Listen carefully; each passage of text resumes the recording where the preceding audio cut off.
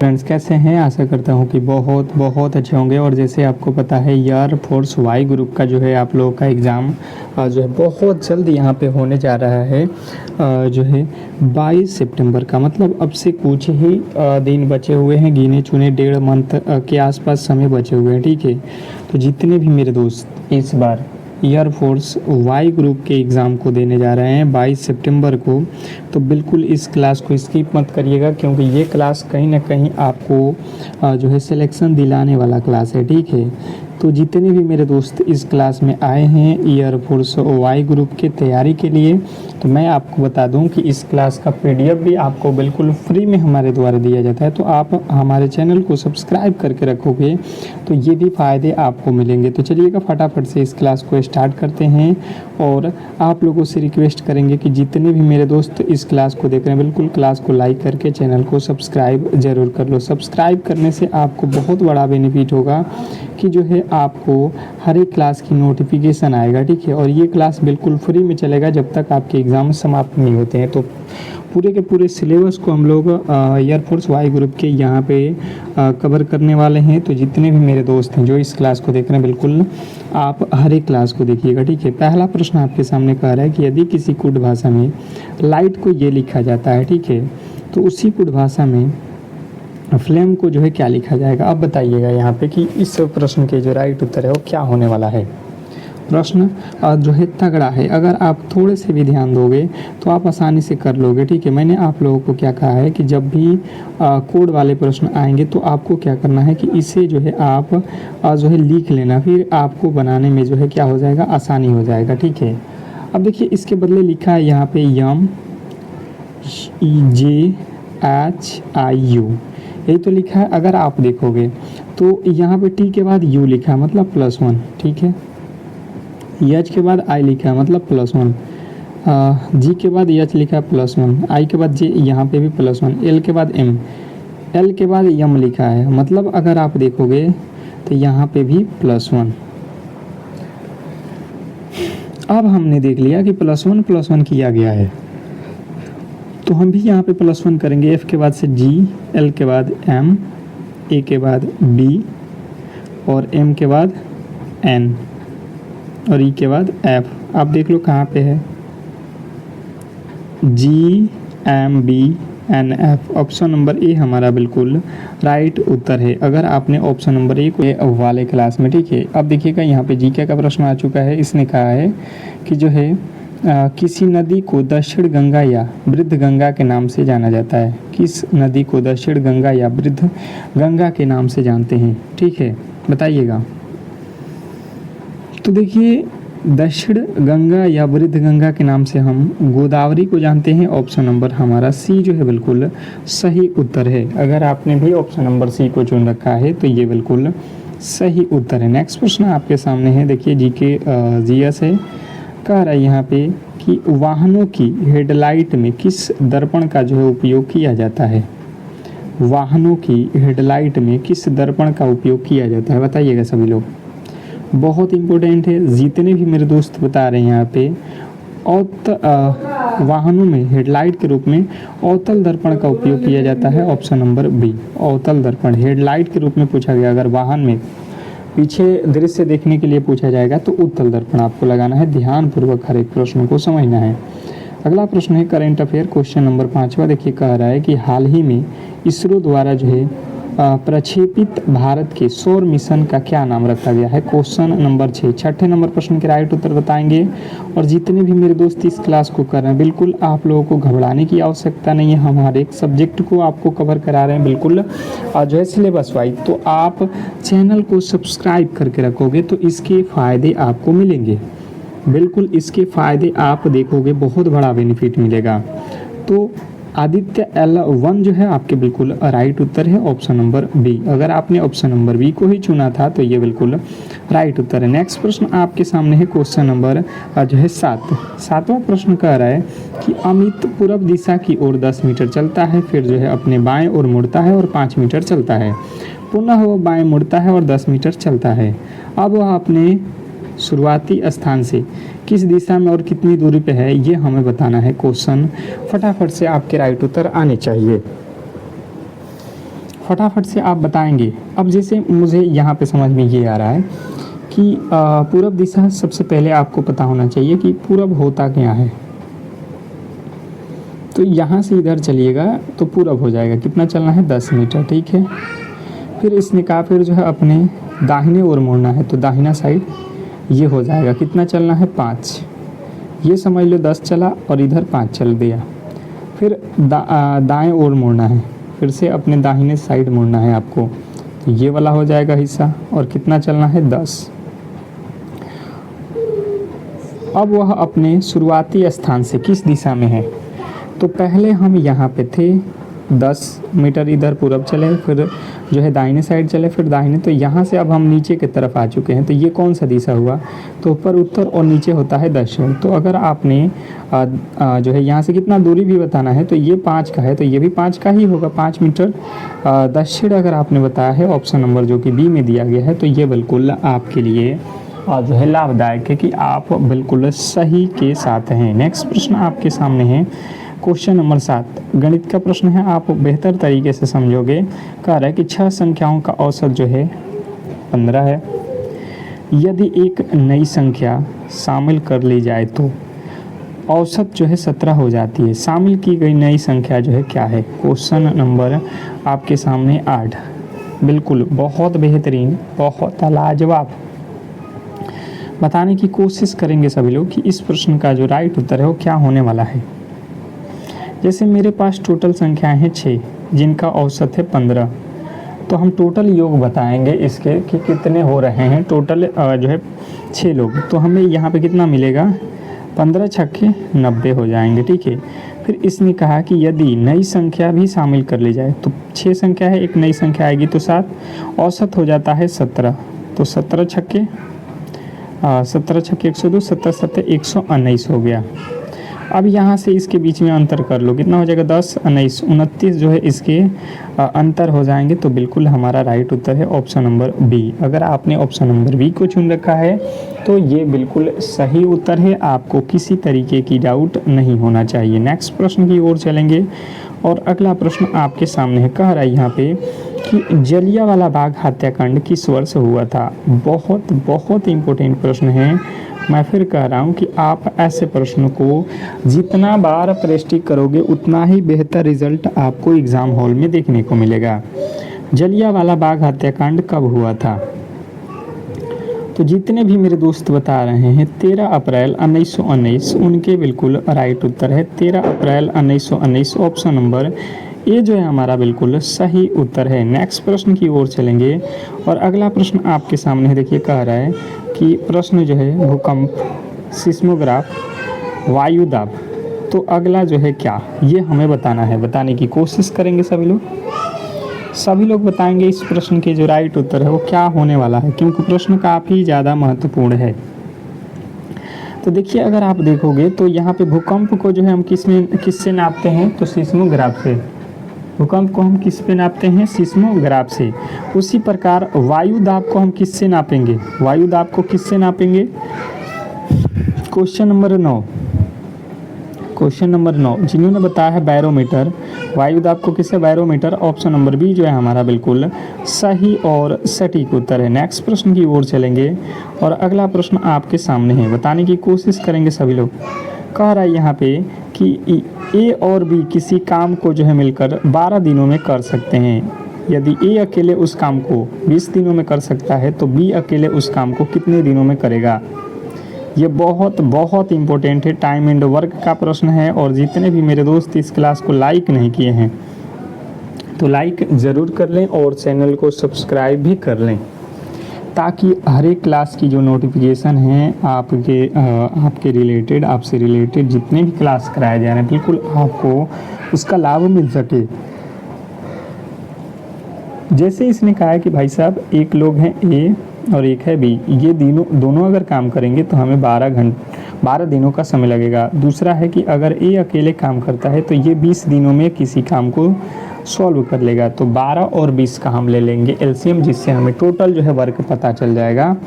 तो एलसीएम हो जाएगा 60। 12 के पहाड़ा में 12 पचे 60 और 20 के पहाड़ में 20 तिहाई 60। तो अगर आप देखोगे तो ए और बी मिलकर 5 काम करते हैं, ये अकेले 3 काम करता है, तो इसमें से घटा दोगे तो शेष काम हो जाएगा 2, इसमें शेष काम हो जाएगा 2। तो टोटल काम कराना है कितना हमें 60। टोटल काम कितना है मेरे पास, तो मेरे पास है टोटल वर्क यहाँ पे 60। तो 60 में हम क्या करेंगे 2 से भाग देंगे, तो ये हो जाएगा 30 दिन जो है हमारा बी को करने में लग जाएगा, क्योंकि ये जो काम है ये बी कर रहा है एक दिन में 2 काम। बात आपको क्लियर समझ में आ रहा होगा। ऑप्शन नंबर बी जो है हमारा बिल्कुल सही उत्तर है। नेक्स्ट प्रश्न की ओर चलेंगे और अगला प्रश्न आपके सामने है। क्वेश्चन कह रहा है कि एलपीजी गैस सिलेंडर में मुख्य रूप से कौन सी गैस भरी जाती है। एलपीजी गैस सिलेंडर में मुख्य रूप से कौन सी गैस भरी जाती है, बताइएगा। सभी लोग बताएंगे क्वेश्चन कौन सा है। 11वें नंबर प्रश्न का राइट उत्तर बताएंगे सभी लोग। एलपीजी गैस में जो है मुख्य रूप से कौन सी गैस भरी जाती है। तो जितने भी मेरे दोस्त बता रहे हैं प्रोपेन और ब्यूटेन, बिल्कुल राइट उत्तर है आपके ऑप्शन नंबर बी। प्रोपेन और ब्यूटेन आपको याद रखना है। जिन्होंने ऑप्शन नंबर बी को चुना है उनके बिल्कुल राइट उत्तर है। अब देखिएगा क्वेश्चन नंबर 12 रीजनिंग का प्रश्न है। कह रहा है कि दी गई श्रृंखला में प्रश्नवाचक चिन्ह के स्थान पे कौन सी संख्या आने वाली है। क्वेश्चन नंबर 12 के जो राइट उत्तर है वो बताने की कोशिश करेंगे सभी लोग। क्वेश्चन नंबर 12 बताएंगे सभी लोग। जितने भी मेरे दोस्त हैं जो इस क्लास को देख रहे हैं फटाफट से आप बताइएगा। देखिए 3 से हुआ 5, 5 से हुआ 9, 9 से हुआ 17, 17 से हुआ 33। तो अगला पद क्या, अगर देखोगे 3, 5, 9, 17, 33, अगला पद जो है वाट है। तो हम देखेंगे 3 से 5 कब होगा जब 2 जोड़ेंगे, 5 से 9 कब होगा जब 4 जोड़ोगे, 9 से 17 कितना जोड़ा है 8, और यहाँ पे कितना जोड़ा गया है 16, 16, 17, 16, 33। तो इसके आगे कितना जोड़ोगे, तो 2 दूना के 4 दूना 8 दूना 16, 16 दूना 32, जोड़ दो आप, 3 2 हो जाएगा 5 और 3 3 6, 65 जो है हमारा अगला पद आ रहा है, जो कि ऑप्शन नंबर ए में दिया गया है। तो मुझे लगता है कि आपको क्लियर जो है समझ में आ गया होगा और ऐसे प्रश्नों में गलती नहीं करोगे आप लोग, ठीक है। नेक्स्ट प्रश्न की ओर चलेंगे और अगला प्रश्न आपके सामने है। क्वेश्चन नंबर 13 कह रहा है यहाँ पे कि भारतीय संविधान के किस अनुसूची में भाषाओं का जो है उल्लेख है। भारतीय संविधान के किस अनुसूची में भाषाओं का उल्लेख है। क्वेश्चन आपके सामने है, फटाफट से आपके राइट उत्तर आने चाहिए, बताएंगे सभी लोग। तो जिनने बताया है 8वीं अनुसूची उनके बिल्कुल राइट उत्तर है ऑप्शन नंबर बी 8वीं अनुसूची। नेक्स्ट प्रश्न आपके सामने है, देखिएगा क्वेश्चन नंबर 14 बहुत बेहतरीन बहुत लाजवाब गणित का प्रश्न है। कह रहा है कि 2 संख्याओं का अनुपात यहाँ पे 3:4 है, यदि इनका योग 140 है तो सबसे छोटी संख्या ज्ञात करें।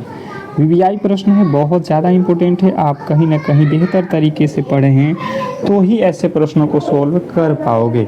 बहुत बेहतरीन बहुत लाजवाब। अगर हम यहाँ पे समझने की कोशिश करेंगे कि जो है 2 संख्याओं का अनुपात यहाँ पे दिया गया है, तो हम मान लेते हैं कि एक संख्या है 3x और दूसरी संख्या है 4x। ठीक है जी, कोई दिक्कत नहीं है। हम इन दोनों को जोड़ेंगे तो हमें मिल जाएगा 140। इन दोनों को हम जोड़ेंगे तो कितना हो जाएगा 140। हम जोड़ते हैं तो 4 और 3 होता है 7x। ये कह रहा है नहीं 140 होता है। यहाँ से 7 के पहाड़े में काटोगे तो x बराबर होता है 7 दूना का 14, अर्थात x का वैल्यू आ जाएगा 20। x का वैल्यू आ जाएगा 20।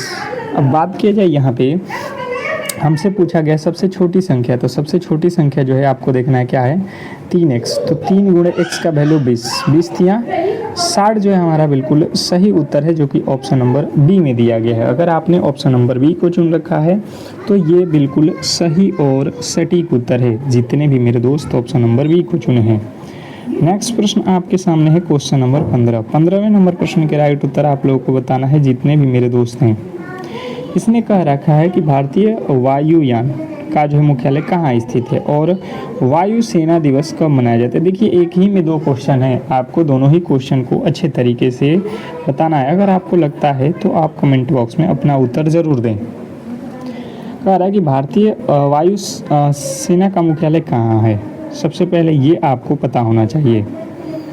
तो जितने भी मेरे दोस्त बता रहे हैं नई दिल्ली, उनका तो बिल्कुल राइट उत्तर है। फिर दिन क्या है? 8 अक्टूबर। अगर आपने ऑप्शन नंबर बी को चुना है, नई दिल्ली इसका मुख्यालय है और 8 अक्टूबर वायुसेना दिवस मनाया जाता है। ऑप्शन नंबर बी जो है हमारा बिल्कुल राइट उत्तर है। नेक्स्ट प्रश्न की ओर चलेंगे और अगला प्रश्न आपके सामने है, कह रहा है यहाँ पे कि जो है निम्नलिखित में से कौन सा वेन आरेख द्रव, दूध और नदी का पानी के बीच का जो है संबंध दर्शाता है? निम्नलिखित में से कौन सा वेन जो है आरेख द्रव, दूध और नदी का पानी के बीच का संबंध दर्शाता है? फटाफट से आपके राइट उत्तर आने चाहिए। फटाफट से जितने भी मेरे दोस्त हैं जो इस क्लास को देख रहे हैं, आप बताने की कोशिश करेंगे। तो देखिए, द्रव की बात की जाए तो ये हो जाएगा द्रव। द्रव में दूध भी आता है, बिल्कुल आता है, तो ये हो जाएगा मिल्क।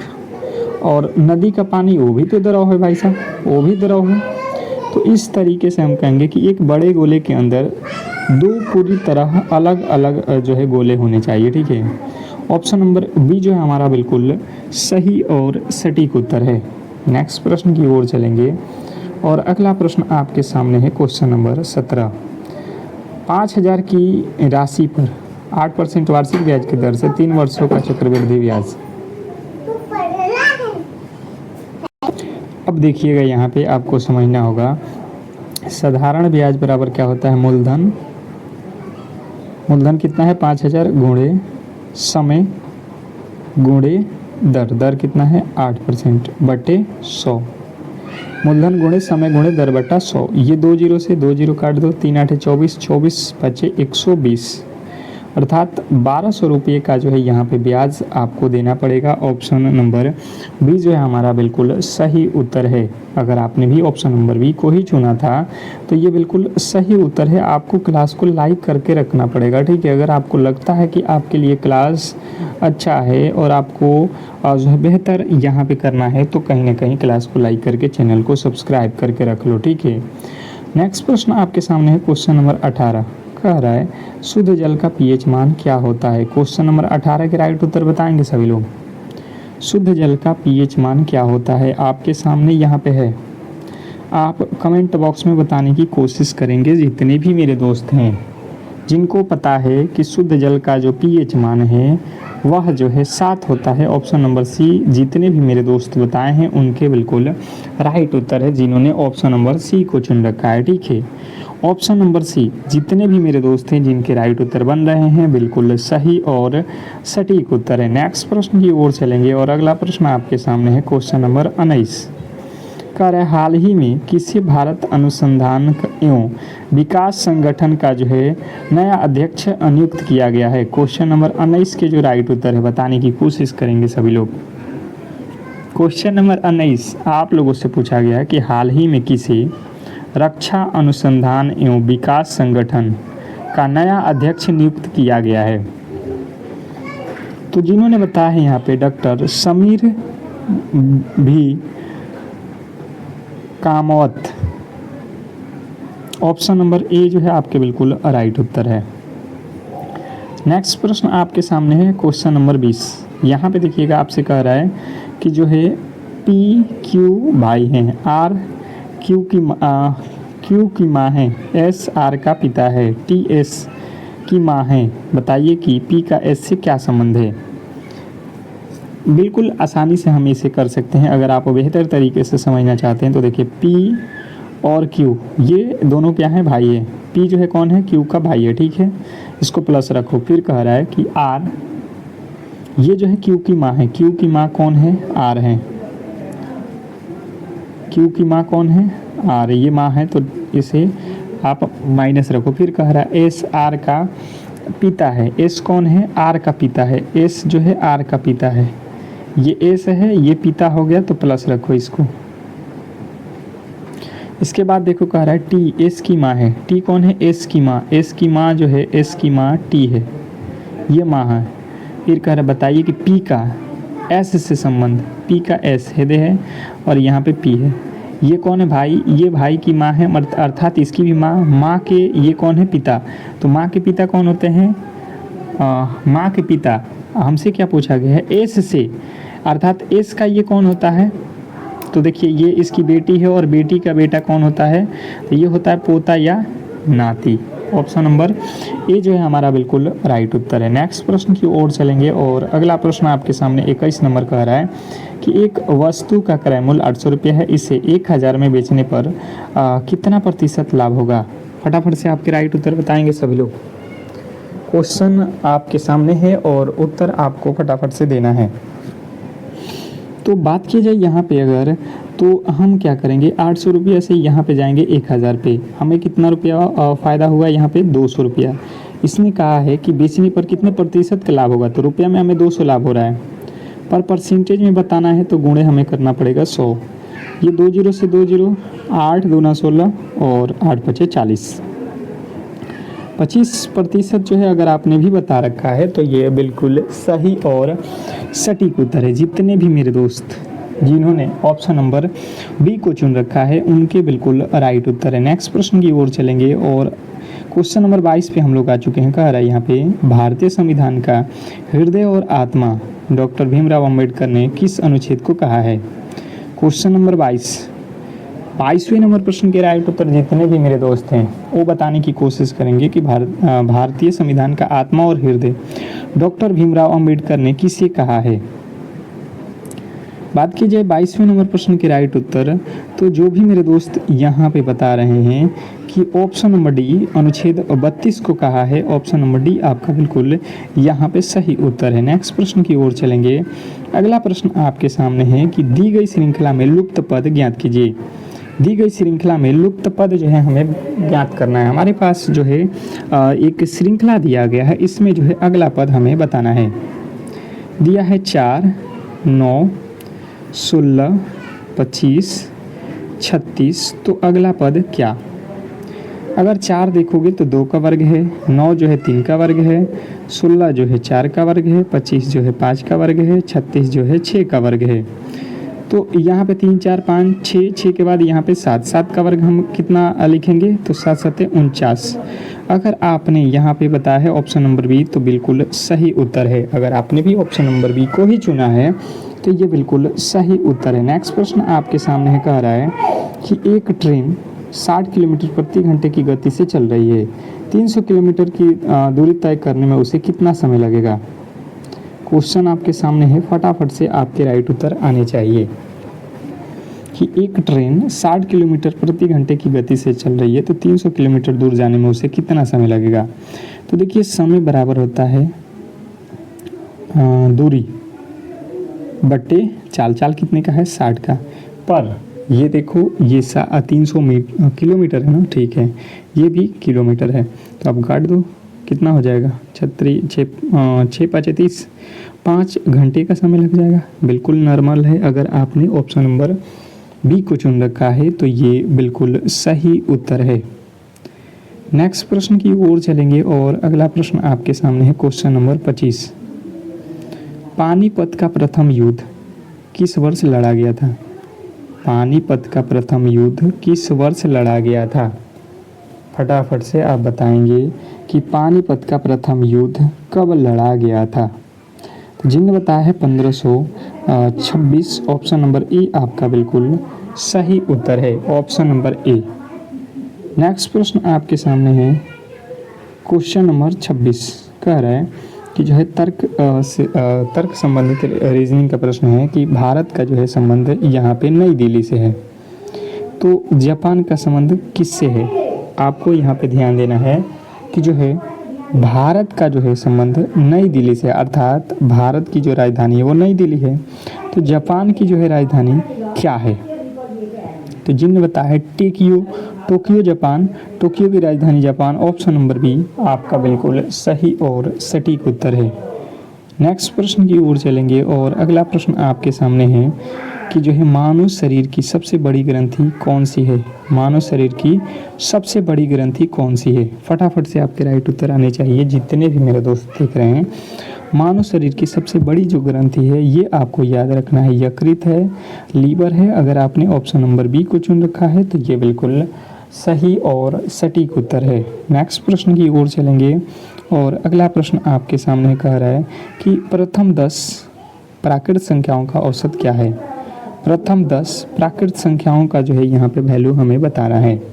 ये आज का जो है होमवर्क क्वेश्चन है। जितने भी मेरे दोस्त देख रहे हैं इस प्रश्न के राइट उत्तर कमेंट बॉक्स में बताएंगे, और जिन्होंने भी अब तक इस क्लास को लाइक नहीं किया है तो लाइक कर लेंगे, और चैनल को सब्सक्राइब नहीं किया है तो चैनल को सब्सक्राइब ज़रूर कर लें। तो मिलते हैं हम लोग अगले क्लास में सुबह में, तब तक के लिए धन्यवाद।